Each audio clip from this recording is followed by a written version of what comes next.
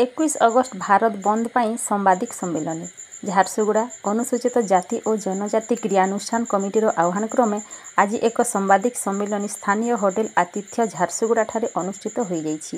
ଏହି ସାମ୍ବାଦିକ ସମ୍ମିଳନୀରେ ମାନ୍ୟବର ସର୍ବୋଚ୍ଚ ନ୍ୟାୟାଳୟ ଗତ ତାରିଖ 1/8/2024 ଦିନ ଅନୁସୂଚିତ ଜାତି ଓ ଜନଜାତି ସଂରକ୍ଷଣ ବିରୋଧରେ ଦେଇଥିବା ରାୟ ବିଷୟରେ କମିଟିର ସଭାପତି ଲକ୍ଷ୍ମୀଚରଣ ପାଲ ବିସ୍ତୃତ ଭାବେ ଜଣାଇଥିଲେ। ଅନୁସୂଚିତ ଜାତି ଓ ଜନଜାତିକୁ ବିଭାଜନ କରିବା ନିମନ୍ତେ ମାନ୍ୟବର ଅଦାଲତ ଉପବର୍ଗୀକରଣ ଓ କ୍ରମି ଲେୟର ଗୋଷ୍ଠୀ ନିରୂପଣ କରିବା ପାଇଁ ରାଜ୍ୟଗୁଡ଼ିକୁ ଦେଇଥିବା ନିର୍ଦ୍ଦେଶ ଅନୁସୂଚିତ ଜାତି ଓ ଜନଜାତି ବିରୋଧୀ ରାୟ ଅଟେ। ମାନ୍ୟବର ଅଦାଲତଙ୍କ ଏହି ରାୟ ଫଳରେ ଆଗାମୀ ଦିନରେ ଅନୁସୂଚିତ ଜାତି ଓ ଜନଜାତି ବର୍ଗର ଲୋକଙ୍କ ସାମ୍ବିଧାନିକ ଅଧିକାର କ୍ଷୁର୍ଣ୍ଣ ହେବାର ଆଶଙ୍କା ଦେଖାଦେଇଛି। ତେଣୁ ଏହି ରାୟ ବିରୋଧରେ ସର୍ବଭାରତୀୟ ସ୍ତରରେ ଦିଆଯାଇଥିବା ଭାରତ ବନ୍ଦ ଆନ୍ଦୋଳନ ଯୁବ ସଭାପତି ଲିଙ୍ଗରାଜ ପ୍ରଧାନ, ବିଏସ୍ପି ଜିଲ୍ଲା ପ୍ରଭାରୀ ଭାସ୍କର ଗଡ଼ିଆ, କେଏସ୍ପିଏମ୍ ସଭାପତି ରତ୍ନାକର ପ୍ରଧାନ, ମନୋଜ କିଷାନ, ନିରଞ୍ଜନ ପ୍ରଧାନ, ଶଙ୍କର ପୋଡ଼, ଚନ୍ଦ୍ରେଶ୍ୱର ରାମ ପ୍ରମୁଖ ଉପସ୍ଥିତ ଥିଲେ।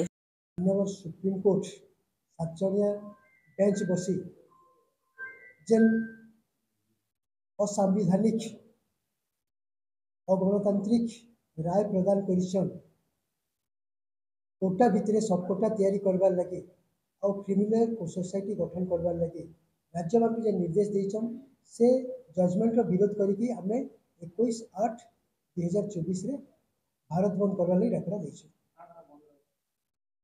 इति आमे समस्त सरकारी ऑफिस, स्कूल, कॉलेज, बैंक, दुकान बाजार संगे अख चक सब बंद करवार लगी आमे निष्पत्ति लेछु।